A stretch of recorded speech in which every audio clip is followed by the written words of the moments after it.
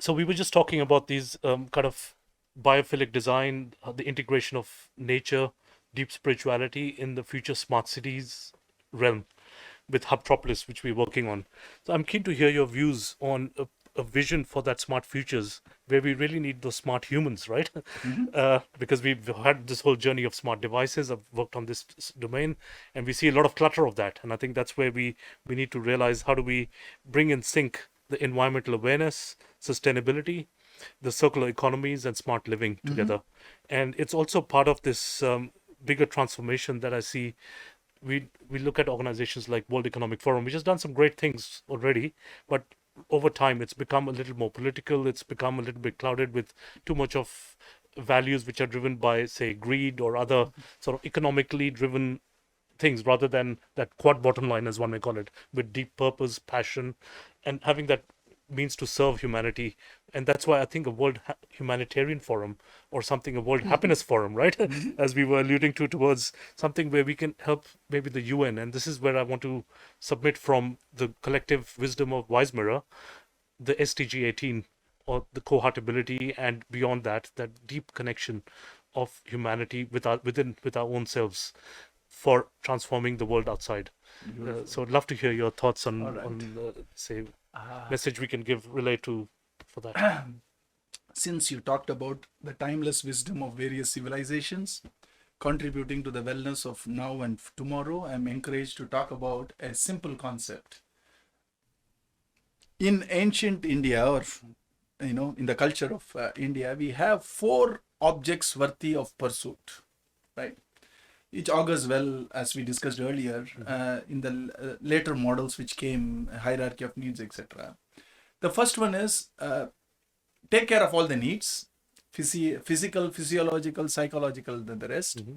Create prosperity or economic well-being so that there is a security in the head of people, Right. heart of people. Yes. And hence the next step is called dharma, which means I stand for some values. And only when I stand for some values can I connect to a big picture. If I'm too much self-engaged in how do I make my life better, how do I make my hunger go away better, or how do I tease my palate with more, I can't go and stand for a value. So economy is there as a means. Right. It's not an end in itself, right? If it is an end in itself, it becomes a problem. I'll tell you one thing. I read this book on happiness where they say if there is a divorce happening, it improves economy. Why? 2 homes, 2 rents, 2 fridges, 2 washing machines. Does it make actual happiness sense? No, right? So there are a lot of things where economic drivers and economic factors may not always. Yes. Always, huh? Of course, there are many factors which contribute to the well-being of people. Yes. And there are many factors which may not always add value to the well-being of people itself. Forget environment, exploiting earth, etc. Correct. So I think the most important thing economists need to understand is they are a means. And the moment I forget that economy or money is only a means, I became a hoarder. I became a miser. I create problems for myself and others in a micro scale. Right. On a macro scale, the moment I forget economy is a means, then the question comes, to what end? Then comes your answer. Right. To the well-being of humanity. Right? So, even if I define economy is a well-being for my humanity, Yes. political boundary as a country or a group of countries or Yeah. alliances and all, that's a good step, I would say.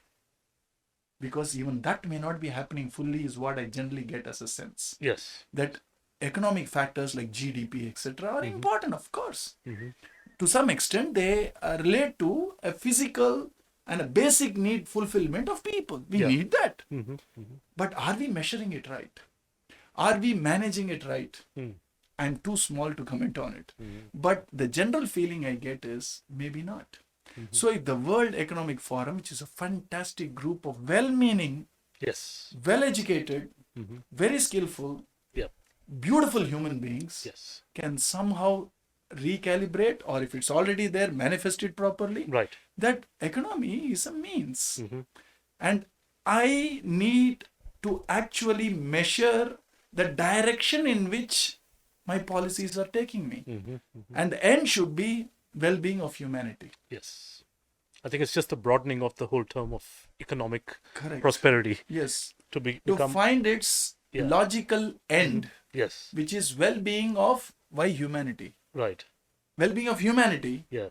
And even if the environment is being affected, etc., it's going to come back to humanity. Right. So when I say humanity, I'm not precluding other, flora or fauna or environment or Yes. air or water, etc. Yeah. Because finally, we are going to pay the price. you see. Totally. And so when I say, when World Economic Forums also has a session Yes. which talks about how are we faring, Mm-hmm. not as an economic result, Yes. which is a means result, Mm-hmm. as an ends result. That's right. We have been here for 10 years. Did we improve, the well-being of humanity by what notches, right? Have we really made a difference? What are the policies we need to think about to enhance humanity? Yes. I think it's a great platform to, really add value to people. Yes. And I'm sure that was the intent. Right. Exactly. I'm sure that is the intent. Yes. It needs to manifest more, Correct. is what I think. Yeah. I think that's what in today's Kali Yuga, we need to be able to bring in a lot more visible sort of approach of saying that holistic deliberate, sense of conscious, exactly. and willful. Yes. Perfect. Spot Yeah. on. Spot on. Yeah. Thank you. Thank you. That's so Thank great. you, Anuraj. Thank you.